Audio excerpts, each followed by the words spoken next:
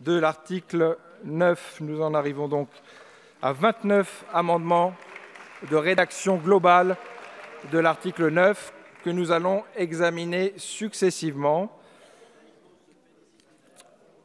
Et avant de passer au premier amendement numéro 276, je veux vous dire que sur le vote de l'amendement 276 et des suivants identiques, je suis saisi par le groupe de la Nouvelle Gauche d'une demande de scrutin public.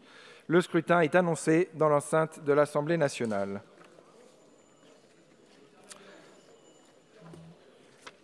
J'appelle l'amendement 276. Monsieur Faure, vous avez la parole.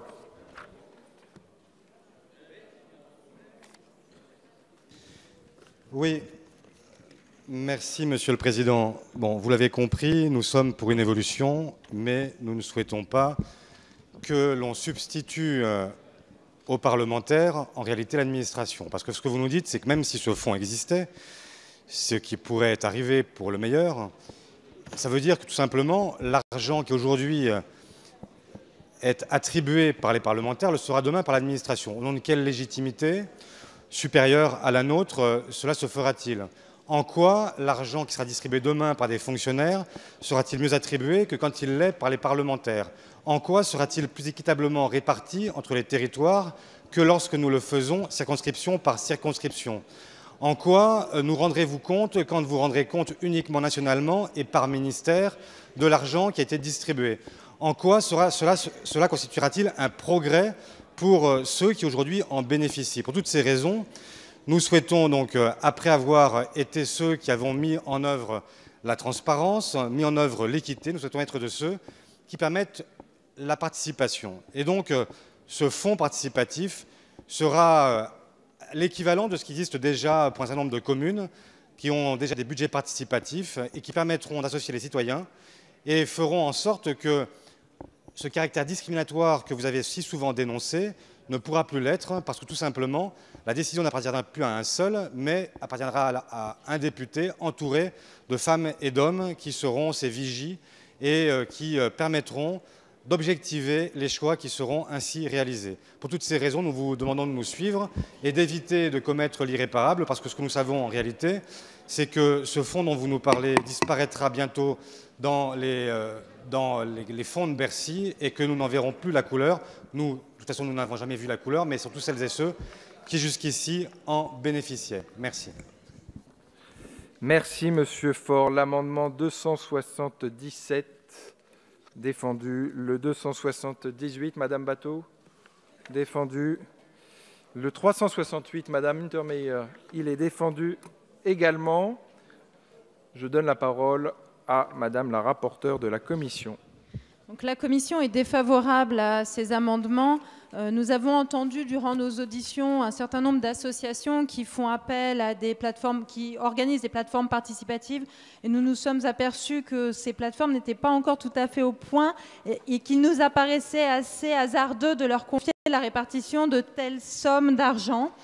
Au demeurant, nous pensons qu'effectivement, ça serait difficilement applicable à plus de 800 parlementaires, donc nous sommes défavorables.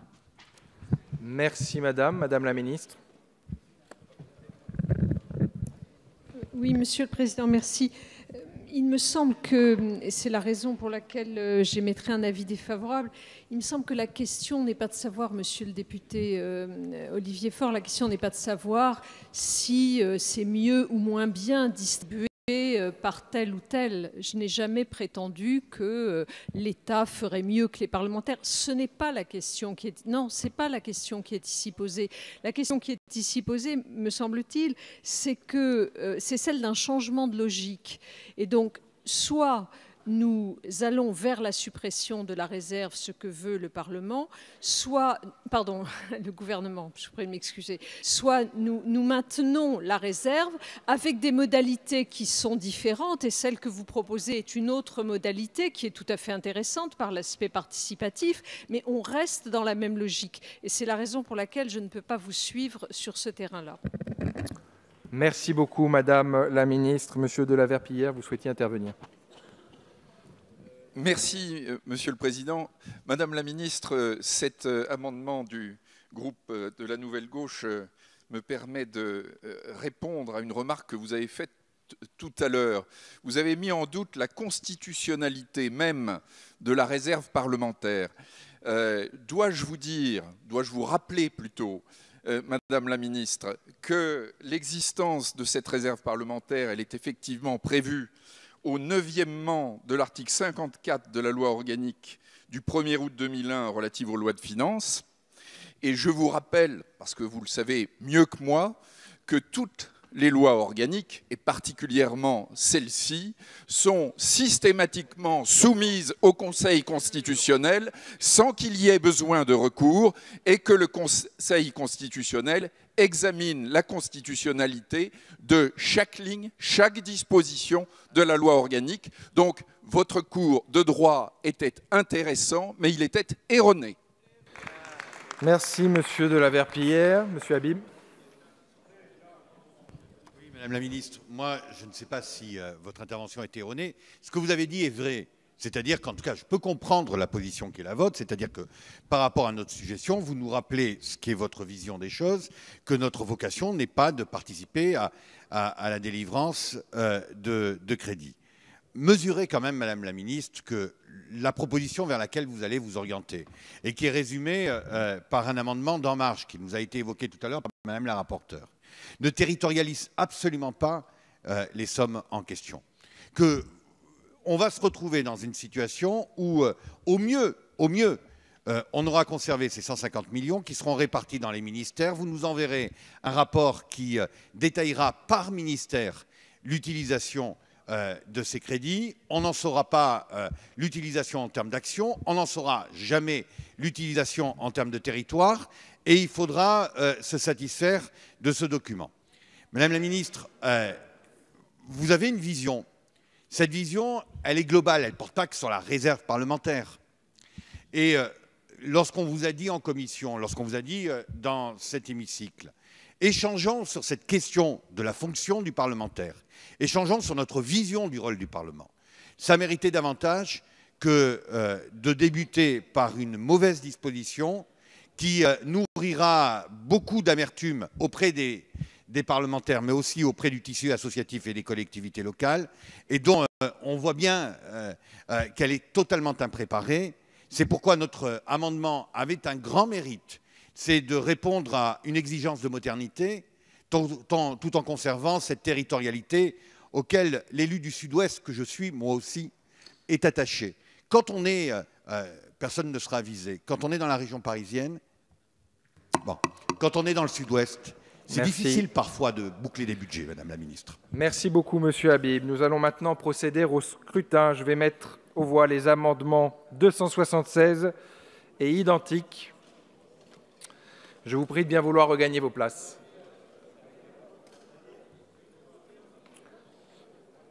Le scrutin est ouvert.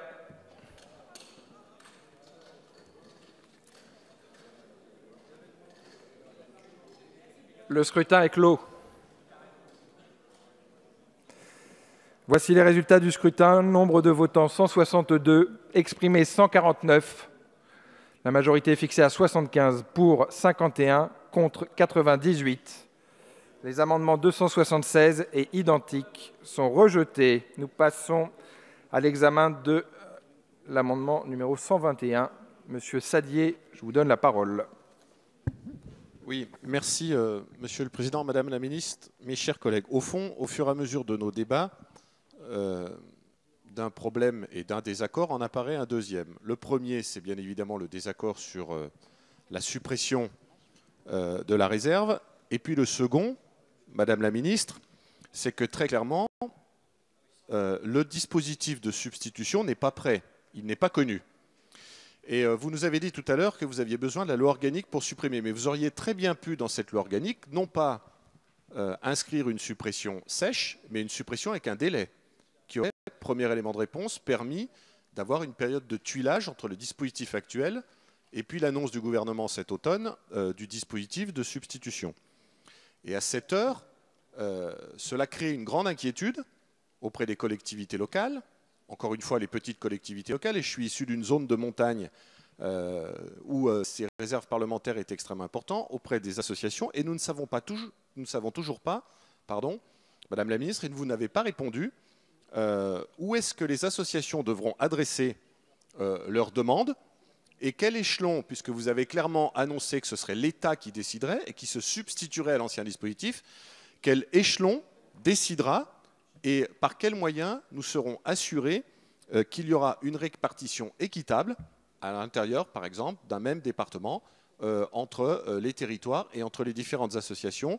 Je pense, madame, au-delà du débat de la suppression sèche de la réserve parlementaire, qu'il y a des millions, encore une fois, de bénévoles qui attendent des réponses précises sur l'appareil de substitution que vous allez nous proposer. Merci beaucoup, monsieur Sadier. Madame la rapporteure, quel est l'avis de la commission, s'il vous plaît? Monsieur le Président, vous me permettrez juste d'exprimer l'avis de la commission concernant les quelques amendements qui viennent considérer qu'il faut maintenir le dispositif voté par le Sénat, et après je me référerai à l'avis que je vais émettre maintenant, qui sera le même pour tous ces amendements. Donc la Commission a estimé que le dispositif retenu par le Sénat ne devait pas être maintenu pour les quelques raisons qui suivent, parce que c'est un dispositif qui maintient en réalité le système de la réserve dans sa méthode de fonctionnement, puisqu'il s'agira toujours aux parlementaires de manière discrétionnaire de flécher les subventions qu'ils voudront voir allouées aux collectivités ou aux associations. Les critères qui sont proposés par le Sénat sont les mêmes que les critères qui figurent aujourd'hui dans une circulaire d'avril 2016 relative aux modalités de gestion des subventions. Il n'y aura toujours pas de contrôle de l'exécution des dépenses de la part des bénéficiaires de la réserve parlementaire. Donc nous estimons que le système retenu par le Sénat est absolument identique au système existant. Donc nous émettons un avis défavorable. Merci beaucoup, madame la rapporteure. Madame la ministre. Pardon? Je vais demander avis défavorable, monsieur. Avis défavorable, bien sûr. Monsieur Jacob. Madame le rapporteur, on ne peut pas vous laisser dire ce que vous venez de dire. Attendez, vous dites qu'il n'y a pas de contrôle, mais le contrôle de légalité, ça n'est rien. Attendez, une délibération prise par une collectivité, le contrôle de légalité en préfecture, le contrôle du ministère de l'Intérieur pour ordonnancer les paiements, ça n'est rien pour vous, il n'y a pas de contrôle. Attendez, vous ne pouvez pas dire ça, enfin. Merci, monsieur Jacob. Monsieur Abi. Alors là, je suis complètement abasourdi. Qu'il y ait une telle méconnaissance par notre rapporteur du fonctionnement de cette dotation me surprend. Non seulement il y a un contrôle qui est effectué par la préfecture, par l'ensemble des administrations sur place, on vérifie, comme ça a été dit tout à l'heure, que les travaux n'ont pas été commencés, on adapte le montant de la subvention à la réalité du budget et des factures qui sont présentées, mais il y a un arrêté du ministre par ailleurs. Donc moi je suis déconcerté. Avoir de tels propos, tenir de tels propos dans un hémicycle me laisse pantois. Merci monsieur Habib. Monsieur Vigier, s'il vous plaît. Président, Madame la Ministre, Madame la rapporteure, moi je vous invite, Madame la rapporteure, à suivre le chemin d'un dossier de réserve parlementaire ancien. Ça a été dit tout à l'heure.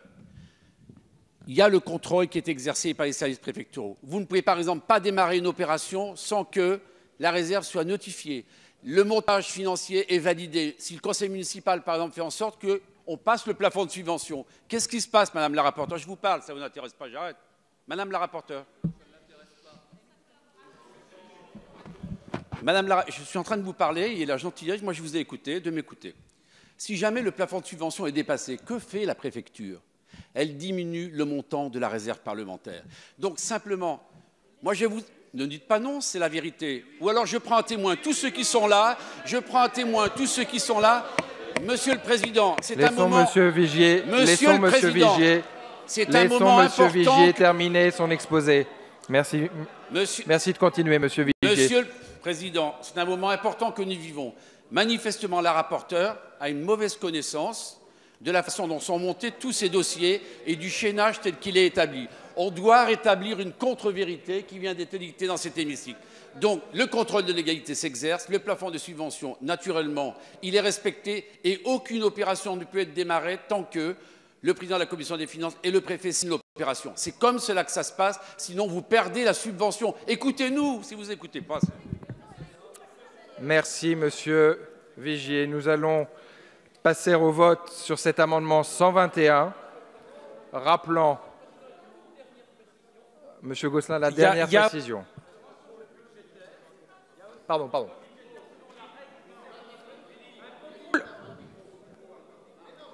Monsieur Gosselin, allez-y, continuez.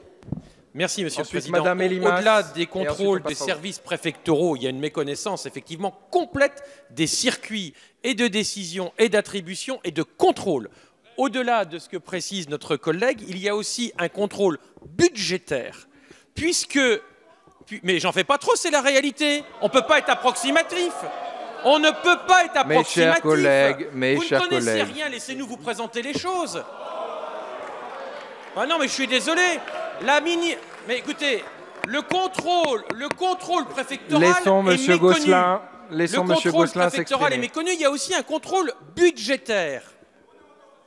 Les trésoreries, les receveurs publics, les comptables publics sont eux aussi chargés du contrôle qui est transmis à la préfecture selon la règle du service fait. Et ce n'est qu'à ce moment-là, en accord avec les services préfectoraux, que le virement est opéré. Il faut aller jusqu'au bout. Merci, Il y a du fantasme, mais c'est une méconnaissance incroyable. Gosselin. Nous avons Monsieur Breu qui souhaitait... Alors c'est Bourlange, décidément. Monsieur Bourlange, je vous en prie.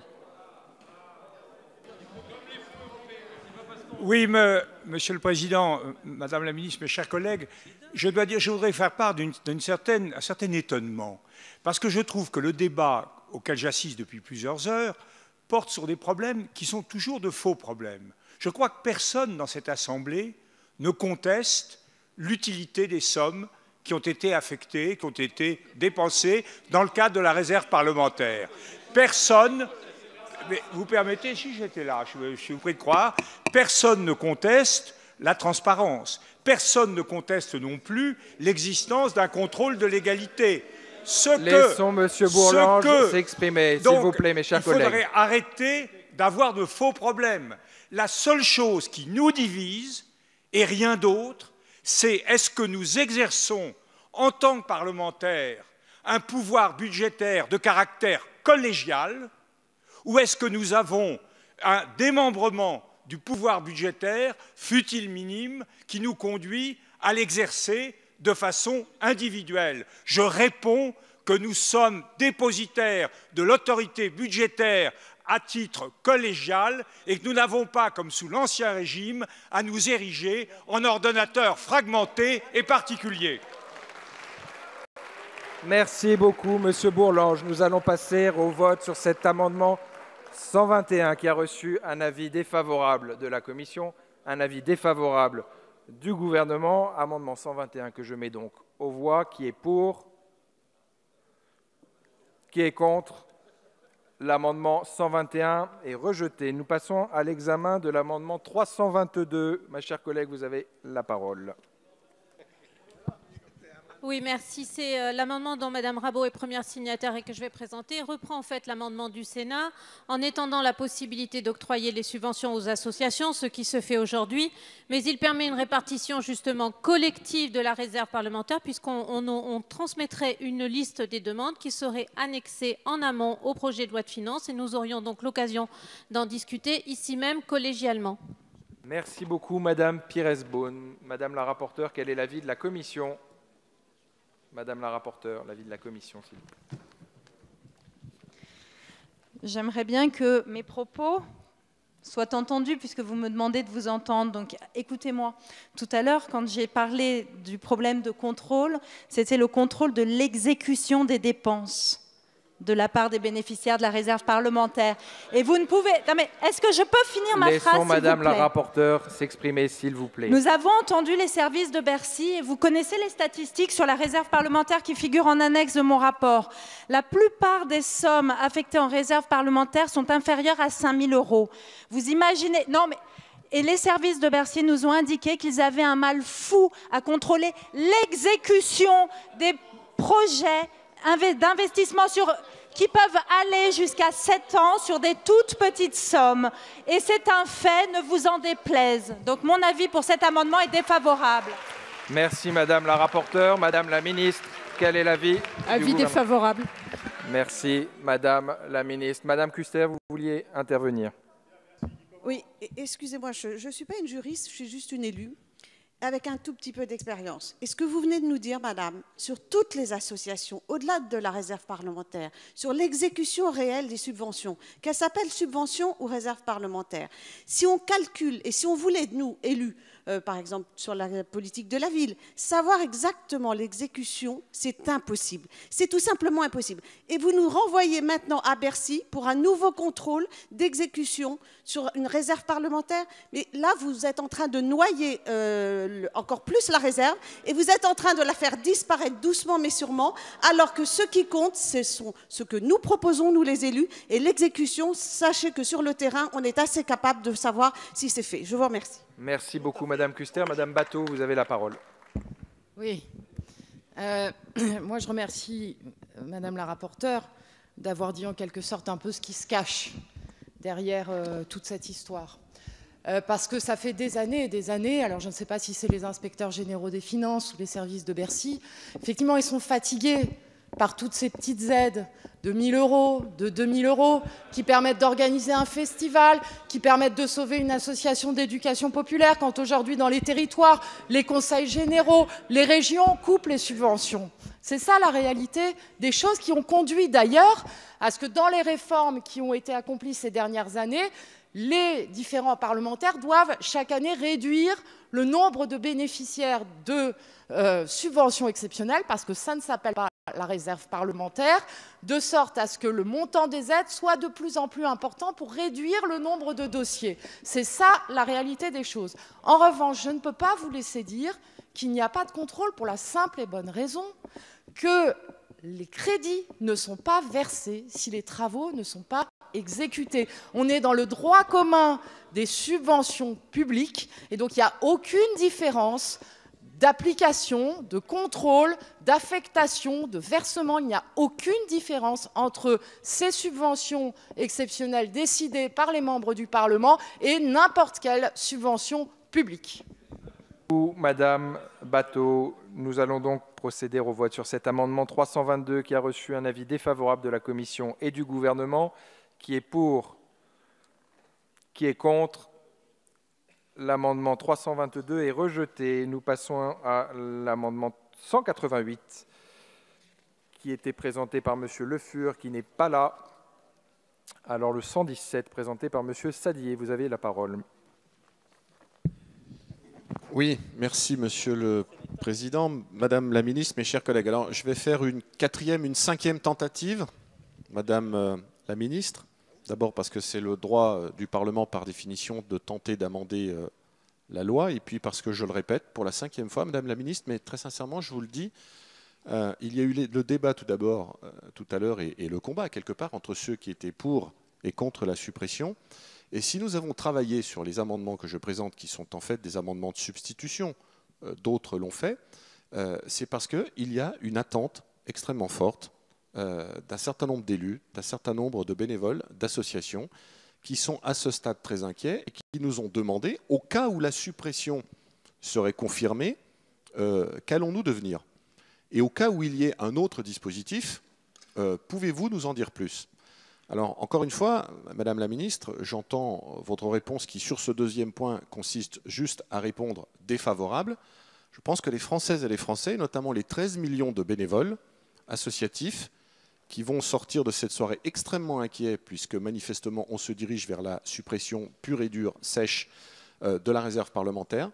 Je pense qu'ils ont le droit, de votre part, et aussi nous, quelque part les parlementaires qui avons travaillé à ces amendements de substitution pour essayer de proposer une alternative, à quelques éléments de calendrier, quand est-ce que concrètement le dispositif de substitution sera mis en œuvre, et encore une fois, à quel échelon nos associations, nos communes, communautés de communes, et notamment les plus démunis, les rurales, devront s'adresser et qui, in fine, prendra la décision d'octroyer ou pas les nouvelles aides associatives et aux collectivités sur lesquelles vous vous êtes engagé tout à l'heure.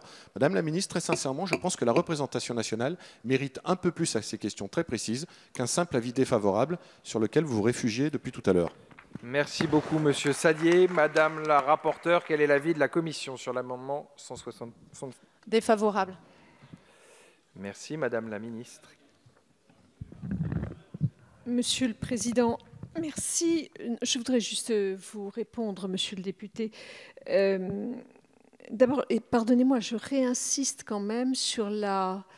Je vais répondre ensuite à votre question, mais sur la mise en relation des différentes sommes dont nous parlons. Parce que les 13 millions de bénévoles associatifs, ils sont quand même financés d'abord par les subventions normales de financement, par les financements normaux dont bénéficient ces associations, qui s'élèvent, je vous l'ai dit tout à l'heure, à 2 milliards d'euros. 2 milliards d'euros pour les associations. Je vous rappelle que la réserve dont nous parlons, c'est 146 millions d'euros. Donc il faut savoir mesurer les choses. Je ne minimise pas l'importance des sommes.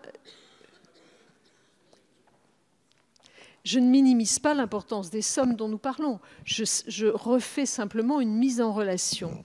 C'est la première des choses. Ensuite, je voudrais ici vous redire, bien sûr, que les sommes prévues pour les associations, les collectivités, enfin bref, les sommes dont vous disposez sont évidemment maintenues pour le PLF 2017, cela va de soi, et que les...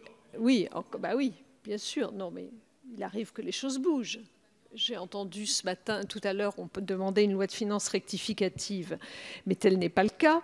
Donc, les sommes du PLF 2017 sont maintenues et les relais budgétaires prendront donc la place sur le PLF 2018.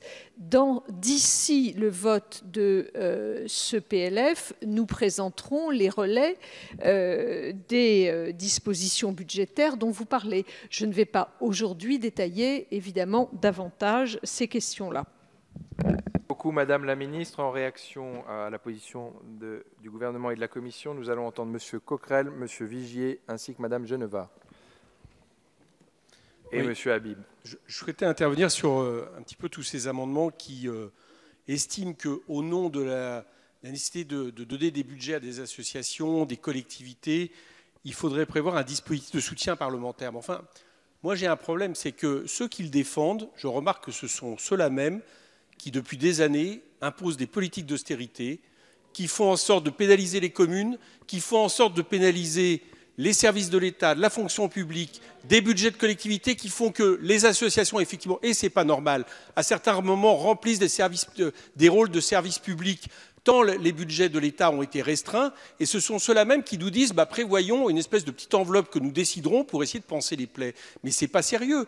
Si on veut être sérieux, ce n'est pas le fait d'avoir un dispositif de soutien, c'est qu'il faudra refuser le budget d'austérité qu'on nous prépare, qui va être à hauteur de 13 milliards d'euros sur les collectivités et à hauteur globale de 20 milliards. C'est cela qu'il faut faire. Parce que là, tel qu'on le fait, en réalité, on ne résout rien. Madame la ministre vient de le dire, si pour le coup, elle va appuyer le budget d'austérité qu'on nous propose, mais elle le dit elle-même. Quel rapport entre 146 millions d'euros et le fait de diminuer année après année, le budget des associations dans ce pays? Bon, on voit bien que là, il y a une hypocrisie que je ne comprends pas. Donc moi, les collègues qui proposent ça au nom des associations, ils ont raison, au nom des collectivités locales. Rendez-vous à l'automne, j'espère qu'on sera ensemble pour protester contre le budget d'austérité, comme ils auraient dû le faire par rapport au budget d'austérité de leur majorité respective. Merci, Monsieur Coquerel. Monsieur Vigier. Oui, merci Monsieur le Président.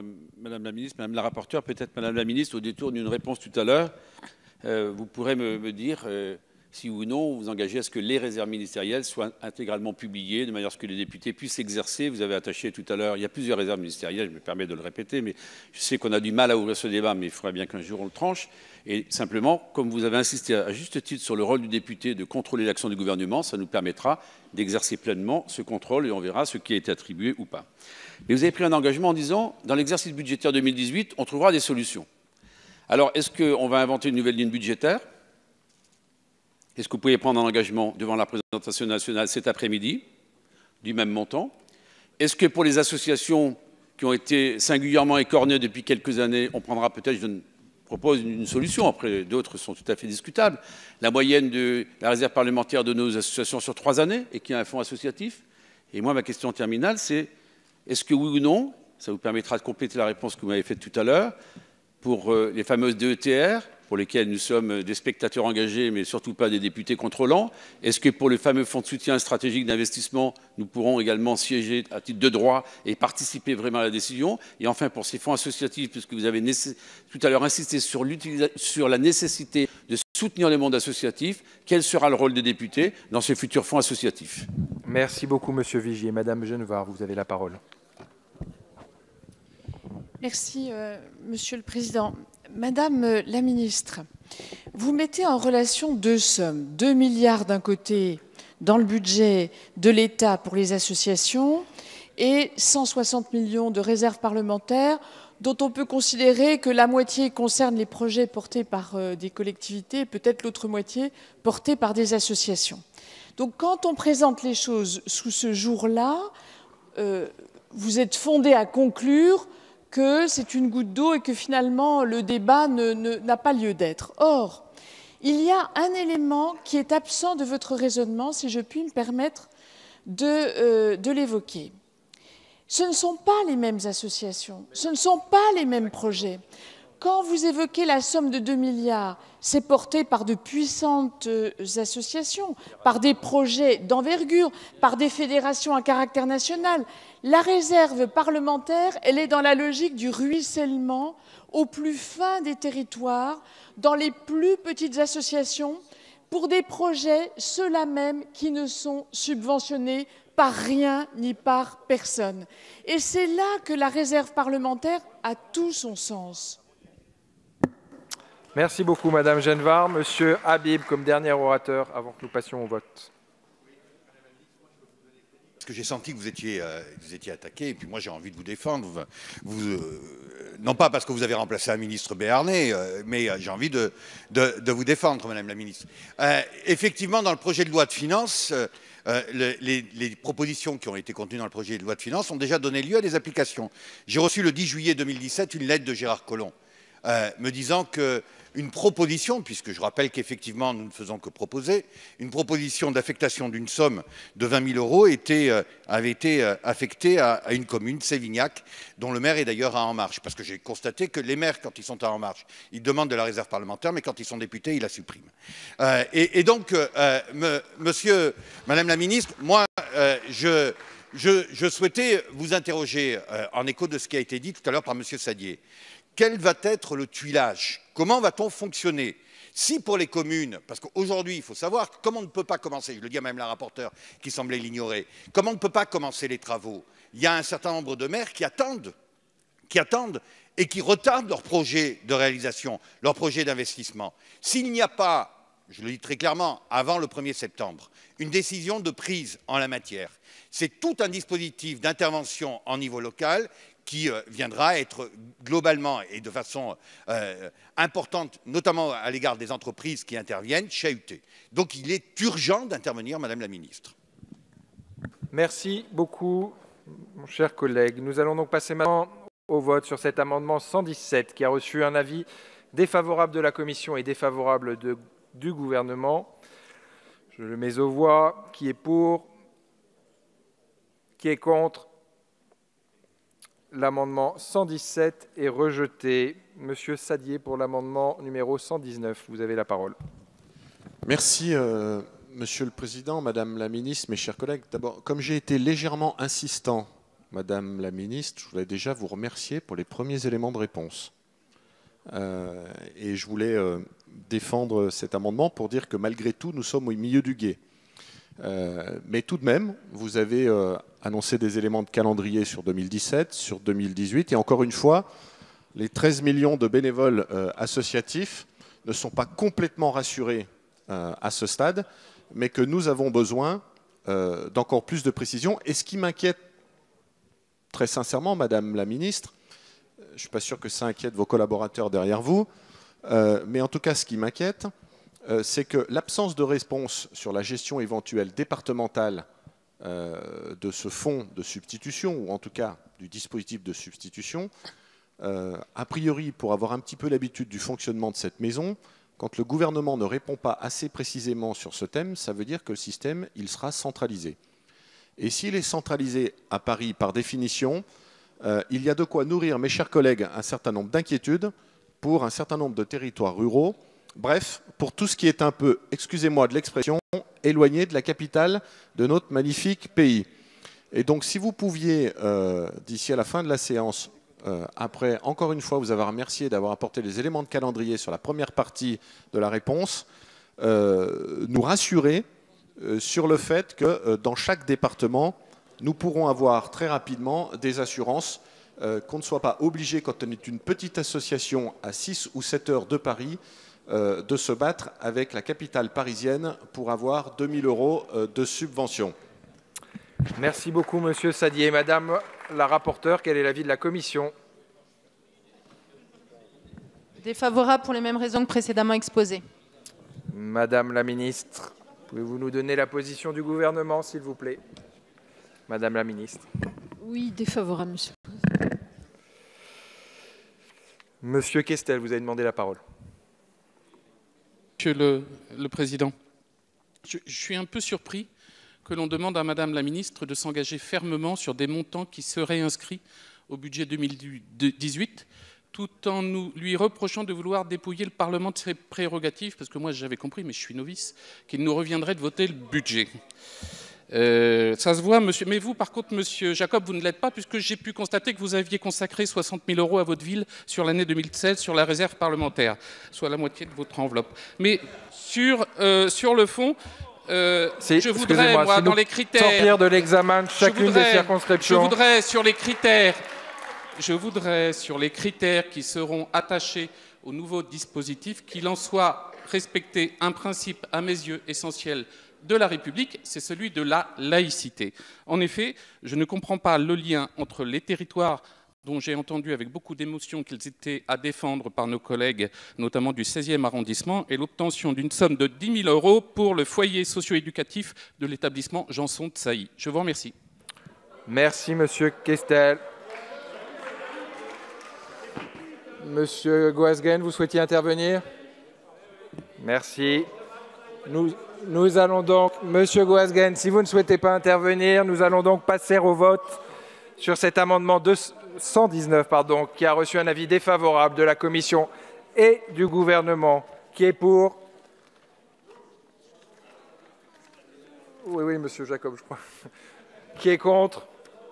Voilà, l'amendement 119 est rejeté. Nous allons passer maintenant à l'examen d'amendements identiques. J'appelle l'amendement 148 défendu par monsieur Philippe Gosselin. Vous avez la parole. Merci, monsieur le Président. Je reviendrai sur les épisodes précédents. Je suis un peu abasourdi d'entendre autant d'approximations sur les circuits de contrôle de cette réserve parlementaire qui est un concours évidemment budgétaire qui rentre parfaitement dans les cadres avec des contrôles donc préfectoraux, de la DGFiP, ce qui se traduit par des contrôles pour les communes par chaque chef de poste dans les trésoreries. Enfin, voilà, je veux bien qu'on ne veuille pas de cette réserve, mais on ne peut pas être aussi approximatif, sauf à vouloir évidemment supprimer par tout moyen cette réserve. Qui veut noyer son chien l'accuse de la rage. Simplement, je ne vous cache pas non plus que je ne suis pas très rassuré de voir les inspecteurs des finances vouloir centraliser à Bercy le dispositif que va nous proposer Madame la Ministre, le qui, quand, comment, où, tuilage. Je ne suis pas sûr que les inspecteurs des finances aient totalement compris que quand on verse 1 000 € au club du foot local pour acheter quelques kilos de peinture, et c'est du vécu, pour aller repeindre les vestiaires, refaire les listes du terrain de foot, ils soient les plus à même de contrôler l'efficacité. Quand on refait l'accessibilité du cimetière, quand effectivement on installe un paratonnerre sur l'église, je ne suis pas sûr que ces inspecteurs hauts fonctionnaires soient les mieux à même d'apprécier l'utilité de tout ça. Non, c'est pas là que tu as raison, mais c'était avant la loi de 1905. Bref, je ne vous cache pas une vraie incompréhension, et nous, il nous paraît important de remettre à plat en effet ce qui nous est proposé, sans faire de distinguo du reste entre les Français de l'étranger et les Français de l'intérieur, puisque le dispositif qui est proposé par certains fait une part plus belle aux Français, aux associations de l'étranger, et pas à d'autres. Enfin voilà, je ne comprends pas cette rupture d'égalité. Merci monsieur Gosselin. Madame Genevard pour l'amendement 220. Oui, merci Monsieur le Président. peut-être de façon conclusive, parce que je n'ai pas d'autres amendements, je voulais vous dire, Madame la Ministre, que en 2012, lorsque la précédente majorité est arrivée, je me rappelle très bien de l'été 2012, en juillet, il y a eu toutes sortes de mesures qui ont été prises pour défaire tout ce que le précédent gouvernement avait mis en place, conformément aux engagements qui avaient été pris pendant la campagne. Donc voilà, c'était le programme de la majorité d'alors. Et pour certaines dispositions d'entre elles, je pense en particulier à la défiscalisation des heures supplémentaires. Pendant 5 ans, nos collègues nous ont dit « ce fut une erreur, nous avons décidé trop vite ». Et je vous le dis, mes chers collègues, vous devriez bien y réfléchir, parce que cette décision que vous prenez hâtivement aujourd'hui, je pense très sincèrement que vous allez la regretter pendant 5 ans. Merci, Madame Genevard. Madame la rapporteure, quel est l'avis de la Commission sur ces amendements 148 et 220 ? Défavorable pour toujours les mêmes raisons. Merci, Madame. Madame la Ministre ? Défavorable, Monsieur le Président. Merci, Madame. Je vous en prie, Monsieur Vigier, vous avez la parole. Merci, Monsieur le Président. Madame la Ministre, pour défendre cet amendement, je vous pose une question. Aujourd'hui, j'ai 76 demandes de subvention au titre de la réserve parlementaire. Qu'est-ce que je réponds? Madame la Ministre, vous avez, avec la suppression de cette réserve parlementaire, vous le savez très bien, vous portez vraiment un très mauvais coup à nos communes et à nos associations en milieu rural. Alors, Madame la Ministre, simplement avec cet amendement, soyez en marche pour mettre en place une dotation spécifique pour les communes de moins de 20 000 habitants et pour nos associations. Merci. Merci beaucoup, Monsieur Vigier. Nous n'avons pas d'autres demandes d'intervention sur ces amendements que je mets donc aux voix. Les amendements 148 et 220 identiques qui ont reçu un avis défavorable de la Commission et du Gouvernement. Qui est pour? Qui est contre? Ces amendements sont donc rejetés. L'amendement numéro 20, désormais, Monsieur Brun, le défendez.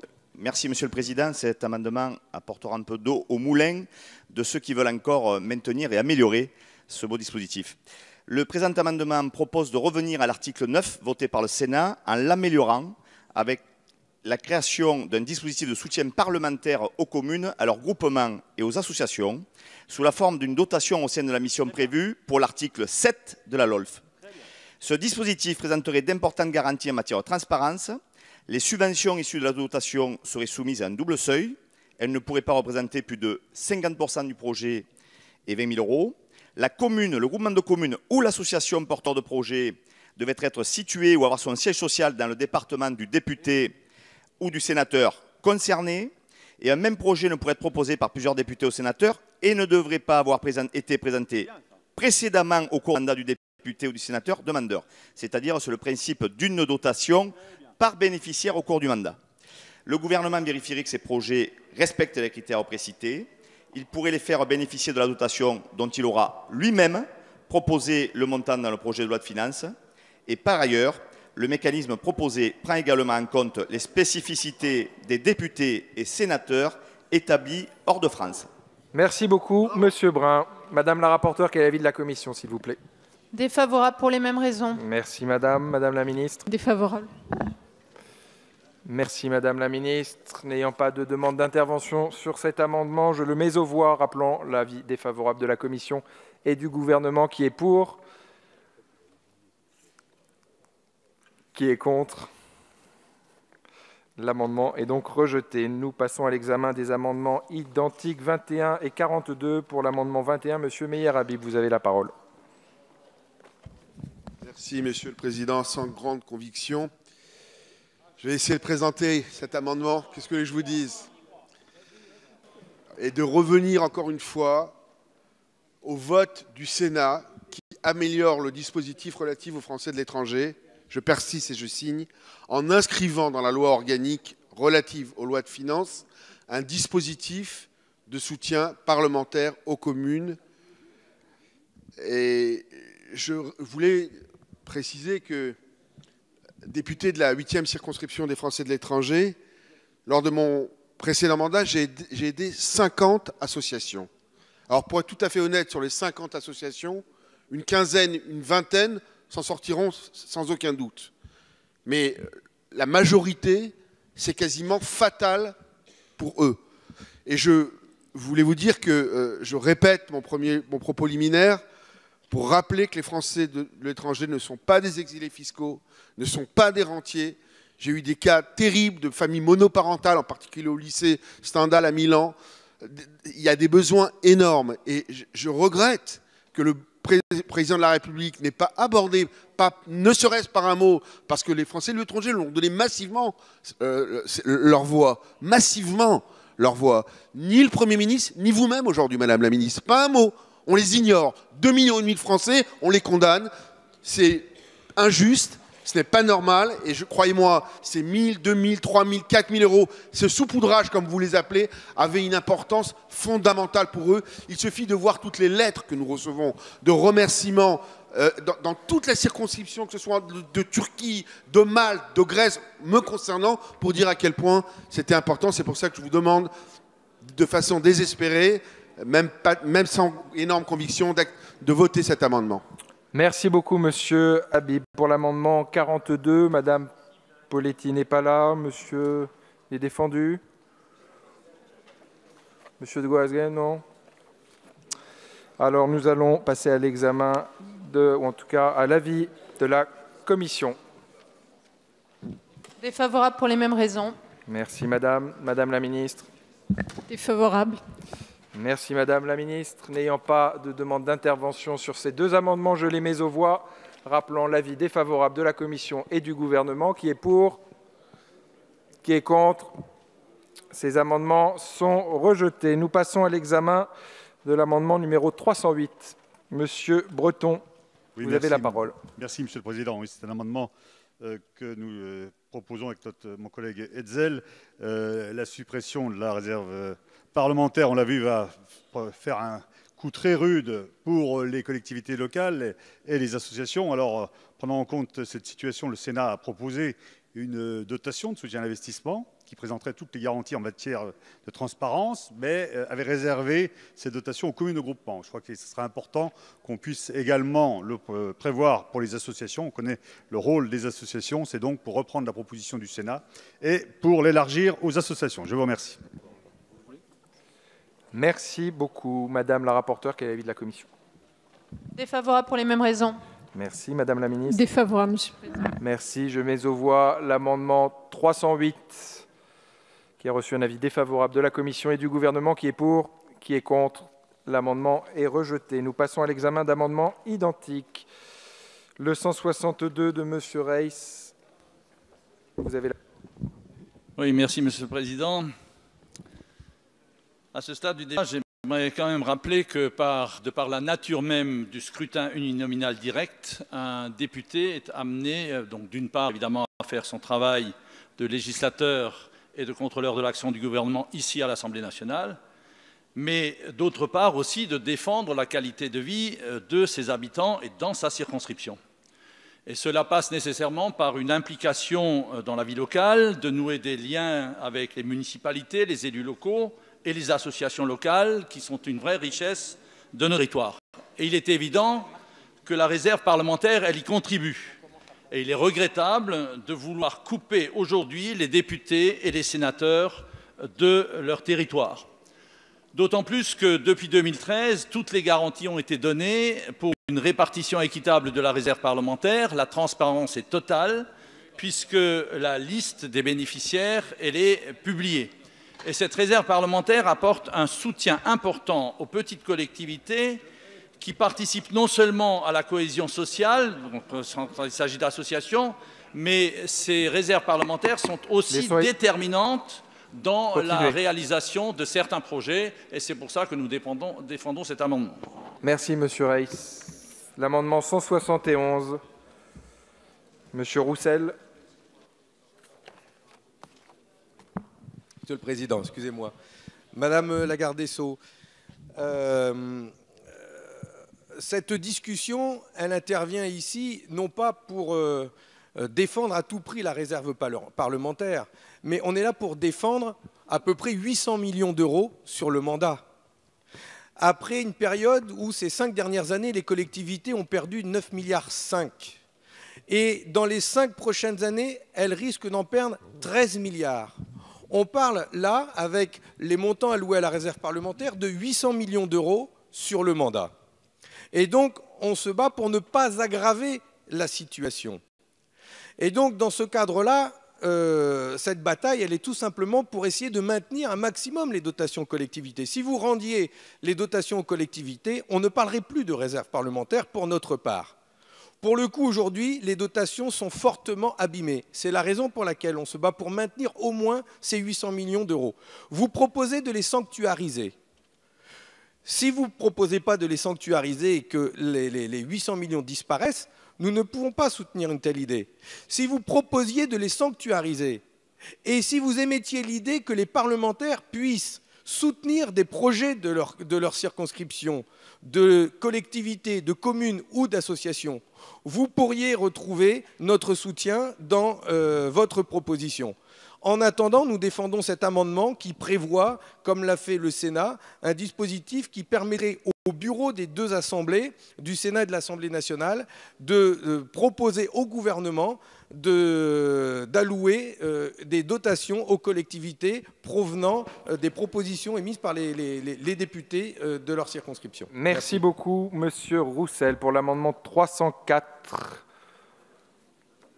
Monsieur Gomez-Vigier. Je vous en prie, chers collègues. Monsieur le Président, Madame la garde des Sceaux, Madame le rapporteur, donc un amendement pour essayer de vous convaincre de changer d'avis. Donc cet amendement propose de rétablir le dispositif de soutien parlementaire aux communes et à leurs groupements adopté par le Sénat en lieu et place de la suppression sèche de la réserve parlementaire proposée par le gouvernement. Intégré à la procédure budgétaire, ce dispositif serait centré sur le soutien aux opérations de taille modeste des communes et de leurs groupements, qui souffrent malheureusement de la baisse des concours financiers de l'État. Je vous remercie. Merci beaucoup. Pour l'amendement 363, Monsieur... Merci, Monsieur le Président. Minot, je vous en prie. Il s'agit de compenser par la création d'un fonds spécifique la perte que représente la suppression des crédits au titre de la réserve parlementaire pour les communes qui comptent sur cette source de financement pour assurer la mise en œuvre de certains projets. Merci, Monsieur Minot. Madame la rapporteure, quel est l'avis de la Commission sur ces amendements identiques? Défavorable pour les mêmes raisons. Merci, Madame la Ministre. Défavorable également. Merci, Madame la Ministre. Nous allons donc mettre aux voix ces amendements 162 et identiques qui ont reçu un avis défavorable de la Commission et du Gouvernement. Qui est pour? Qui est contre? Ces amendements identiques sont rejetés. Nous passons à l'examen d'amendements identiques. Des amendements identiques suivants, 52 et 189. Pour le 52, il est défendu. Pour le 189, Monsieur Gauthier, qui n'est pas là. Madame la rapporteure. Défavorable pour les mêmes raisons. Madame la Ministre. Même chose, Monsieur le Président. Je mets aux voix cet amendement 52. Qui est pour? Qui est contre? L'amendement est rejeté. Nous passons à l'examen de l'amendement 303 par Monsieur Huyghe, s'il vous plaît. Vous avez la parole, Oui, Monsieur merci, Huyghe. Monsieur le Président. Cet amendement a pour but de rétablir une subvention parlementaire encadrée pour les associations. J'ai bien entendu, Madame la Ministre, que vous souhaitiez mettre en place en substitution un fonds de soutien aux associations, mais ce fonds de soutien dont nous ne connaissons pas encore les modalités de l'attribution malgré les demandes réitérées de notre collègue Sadier. Le problème, c'est que vraisemblablement, ces subventions seraient attribuées par des fonctionnaires et donc je reviens à ce que je disais tout à l'heure, finalement ce texte est véritablement un texte non pas de confiance, mais un texte de défiance vis-à-vis des parlementaires. Vous savez que les plus grands pourvoyeurs de subventions aux petites associations, eh bien, ce sont les communes, ce sont les collectivités. Mais un certain nombre de communes ont véritablement peu de moyens et ne peuvent pas répondre à toutes les demandes et notamment à les demandes d'urgence que peuvent connaître certaines associations et le parlementaire qui est au plus près de son territoire eh bien, était dans la capacité d'attribuer ces subventions pour les très petites associations. Vous disiez également que 2 milliards d'euros étaient versés par l'État chaque année pour les associations. Mais lorsque vous regardez le tissu associatif de notre pays qui est très varié, eh bien, il y a forcément des trous dans la raquette et un certain nombre d'associations qui ont besoin de soutien eh bien, passent à travers l'ensemble de ces subventions. Et encore une fois, c'est parce que le député, parce que le parlementaire est au plus proche de son territoire qui peut identifier les besoins de ces associations. Merci encore beaucoup. une fois, je ne peux regretter que ce texte soit une défiance caractérisée vis-à-vis des députés et des sénateurs. Merci beaucoup, Monsieur Huyghe. Madame la rapporteure, l'avis de la Commission. Défavorable. Madame la ministre. Oui, Monsieur le Président, défavorable. Je profite d'avoir la parole pour faire juste une petite rectification sémantique. Pour Monsieur Roussel, je dois dire que je n'ai jamais employé le mot sanctuarisation. D'abord, c'est un mot qui ne fait pas partie de mon vocabulaire, je ne l'utilise absolument jamais, donc je n'ai aucun doute là-dessus. Et ensuite, je voudrais également dire à monsieur le député qui vient de parler à l'instant que je n'ai pas non plus parlé de fonds de soutien, j'ai dit que nous trouverions les relais budgétaires pour que dans la loi de finances 2018, nous puissions, que les bénéficiaires de ces sommes ne soient pas lésés. Merci beaucoup, Madame la ministre. Je mets donc... Oui, Madame, vous souhaitiez intervenir.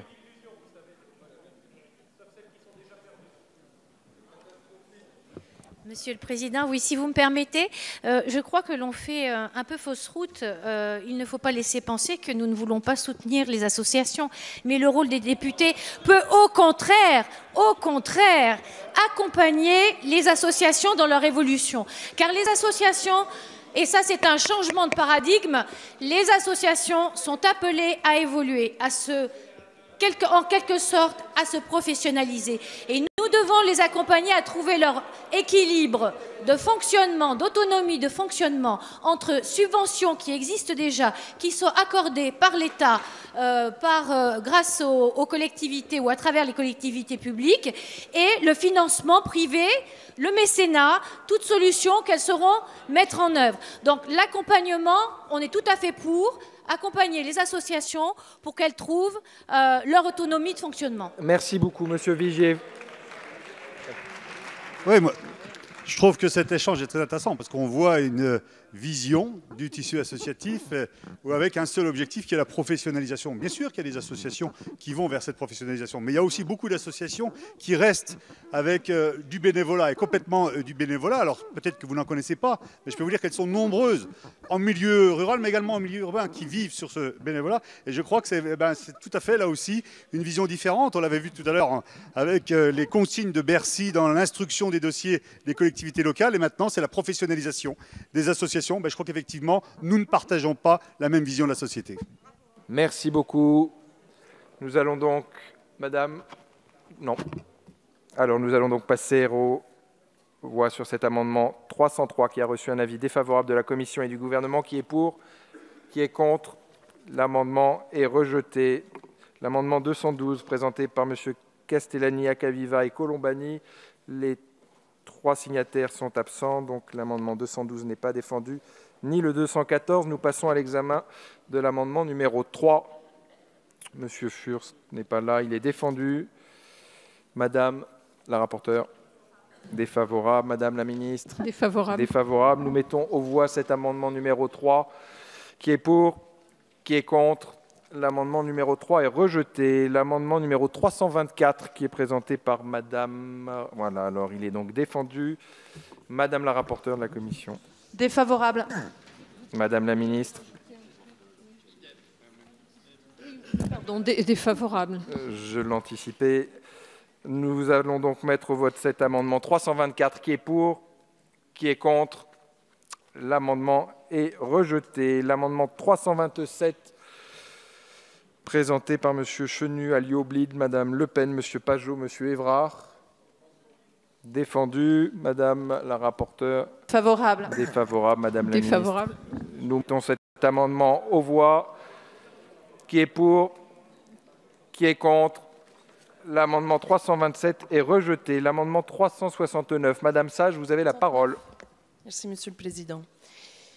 Comme je vous l'ai exposé au début de l'article 9, à défaut effectivement de maintenir cette réserve parlementaire, je vous proposais dans cet amendement une évolution de ce fonds pour que nous puissions renforcer à la fois en amont la parution, la diffusion des procédures qui permettraient à tous d'accéder à cette aide de l'Assemblée nationale, la création d'un comité d'évaluation au sein de chaque assemblée pour suivre l'exécution, pour regarder aussi sur des critères qualitatifs la bonne utilisation des fonds, l'effectivité aussi, la pertinence des qui sont faits, et a posteriori de pouvoir garantir la publication, la diffusion des bénéficiaires, et enfin faire des propositions au niveau du bureau pour peut-être approfondir les critères d'éligibilité. Vous proposez aussi de renforcer des thématiques prioritaires. J'ai entendu certains arguments, effectivement, en commission, qui disaient, oui, mais ça se distribue, entre guillemets, selon l'appréciation propre du député ou des jurys. On peut effectivement donner un sens plus renforcé à l'utilisation de cette réserve, au sens de cette dotation, et à mon sens, on pourrait aussi utiliser ce fonds pour qu'il puisse illustrer le fait que nos institutions sont des institutions de proximité. On pourrait définir ensemble des thèmes prioritaires qui pourraient d'ailleurs renforcer les questions de citoyenneté, faire la promotion de l'instruction civique, du rôle de nos institutions. C'est un peu l'objet de cet amendement, c'est de vous proposer une évolution qui, à mon sens, va dans le sens de plus de transparence, plus de contrôle, a priori et a posteriori. Et je terminerai enfin, Monsieur le Président, parce que je n'ai pas pris la parole précédemment. Vous donnez des cas très concrets, parce que j'entends des retours, j'ai le sentiment qu'on n'est pas toujours dans les mêmes circonscriptions.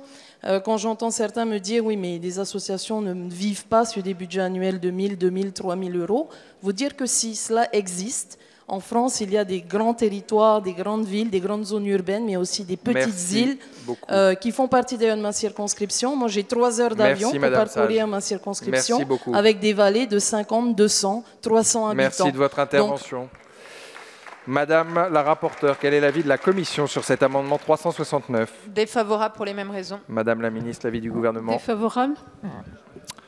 Personne ne souhaitant réagir à la position du gouvernement et de la Commission, des avis qui sont défavorables. Je mets au vote cet amendement 369 qui est pour, qui est contre. L'amendement 369 est rejeté. Nous passons à l'examen de l'amendement 371 qui est défendu. Madame la rapporteure, avis défavorable. Madame la ministre, avis défavorable. Avis défavorable. Nous mettons aux voix cet amendement 371 qui est pour, qui est contre. L'amendement 371 est donc rejeté. Nous passons à l'examen de l'amendement numéro 65, qui est défendu peut-être, qui doit l'être. Madame la rapporteure? Défavorable. Madame la ministre? Défavorable. Nous mettons en voix cet amendement 65 qui est pour, qui est contre. L'amendement 65 est rejeté. L'amendement 331, Monsieur Bournazel, vous avez la parole. Merci, Monsieur le Président, Madame la Ministre, Madame la rapporteure. L'article 9 entend mettre fin à la pratique de la réserve parlementaire. Et notre amendement, par souci de cohérence et d'équité, souhaite mettre fin à la réserve ministérielle et à la réserve présidentielle.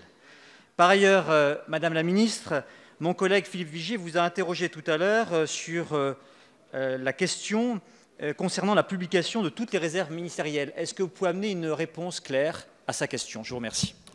Merci, Monsieur Bournazel. Madame la rapporteure, vous avez la parole. Donc pour la réserve parlementaire, j'ai mis un avis défavorable, et pour les deux autres aussi, mais on l'étudiera après dans les articles suivants, donc je réserve mes explications à ce moment-là, donc défavorable. Très bien, Madame la rapporteure, Madame la ministre. Défavorable pour les mêmes raisons.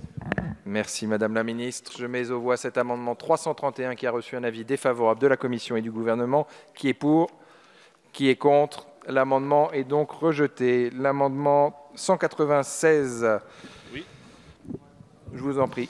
Cet amendement, dont notre collègue Reynès est le premier signataire, vise à préférer à la suppression de la réserve à laquelle, vous l'avez compris, nous tenons, un principe de plafonnement du montant de la réserve pouvant être attribué aux associations, en l'occurrence 10 000 € par an, L'objet de cet amendement est de rassurer celles et ceux qui ont pu s'inquiéter de répartitions abusives, très rares au demeurant, qui auraient pu être observées par le passé. À notre collègue de la majorité qui, en début de séance, est intervenu et nous a appelé à privilégier l'innovation. Je ne sais pas s'il est encore présent. Je voudrais dire qu'il n'y a pas que les projets associatifs innovants qui soient pertinents. Accompagner la mise aux normes des locaux d'Emmaüs ou le renouvellement d'un véhicule frigorifique qui assure la livraison de repas aux plus démunis, ou encore accompagner la création d'un club handisport, sont des projets tout aussi dignes d'intérêt et il est de ce fait important de pouvoir continuer à accompagner ces associations. Merci beaucoup. Madame la rapporteure. Avis défavorable. Madame la ministre. Favorable. Nous mettons donc aux voix cet amendement 196. Qui est pour? Qui est contre? L'amendement est refusé. Le 197. Je vous en prie, vous avez la parole. Monsieur le Président, Madame la Ministre, Madame la rapporteure, dans le même esprit que le précédent amendement, si par le passé, certaines répartitions abusives de la réserve parlementaire ont pu choquer nos concitoyens, il apparaît abusif d'y mettre fin pour autant. Afin qu'aucun doute ne subsiste sur d'éventuelles attributions clientélistes, il est ainsi proposé de plafonner le montant de la réserve parlementaire versée à une association à 5 000 € par an. Merci beaucoup. Madame la rapporteure. Défavorable. Madame la ministre. Défavorable. L'avis défavorable de la Commission et du Gouvernement. Je mets aux voix l'amendement 197. Qui est pour? Qui est contre? L'amendement est donc rejeté. Nous passons à l'examen d'amendements soumis à une discussion commune. L'amendement 115. Monsieur Minot. Oui, merci Monsieur le Président. Je vais intervenir également pour l'amendement 114. Merci Madame la Ministre, Madame la rapporteure. C'est un amendement de repli, ce sont des amendements de repli. Il s'agit de pouvoir bénéficier de la réserve parlementaire, les communes et les associations pour toute la durée de la mandature qui vient de commencer, et ce jusqu'en 2020. Merci Monsieur Minot. Nous avons des amendements identiques. Le 10. Le 10 est-il défendu? Il est défendu. Le 130, Monsieur Lurton.